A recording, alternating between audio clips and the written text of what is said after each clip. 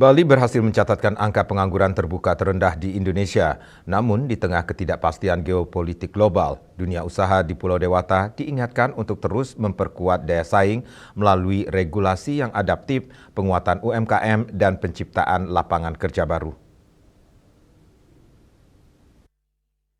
Sekaligus Ketua Umum DPN Apindo Sintawe Kamdani di sela rapat kerja DPP Apindo Bali di Denpasar mengapresiasi capaian Bali yang mampu menekan angka pengangguran terbuka menjadi yang terendah secara nasional. Meski demikian, kondisi geopolitik global dinilai masih berpotensi mempengaruhi sektor pariwisata sebagai tulang punggung ekonomi Bali.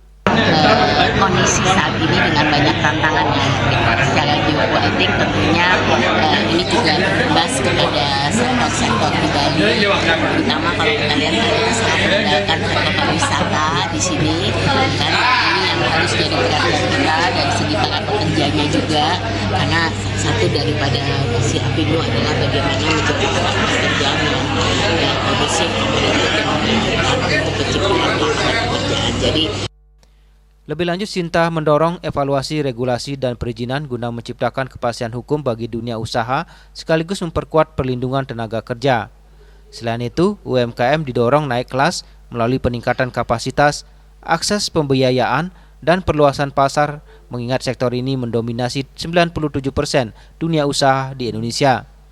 Sementara itu, Ketua DPP Apindo Bali Inenga Nurlaba menegaskan pentingnya hubungan industrial yang harmonis, diversifikasi ekonomi di luar sektor pariwisata, dan kemitraan strategis dengan pemerintah untuk menjaga iklim investasi tetap kondusif.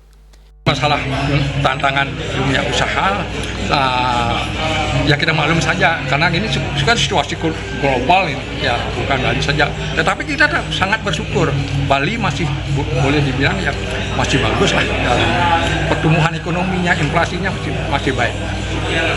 Selain persoalan regulasi dan ketenaga kerjaan, ia juga meminta pemerintah mengkaji kebijakan perpajakan secara lebih selektif agar tidak membebani pelaku usaha maupun menurunkan daya beli masyarakat, sekaligus menjaga pertumbuhan investasi dan ekonomi daerah. Winata, Bali TV.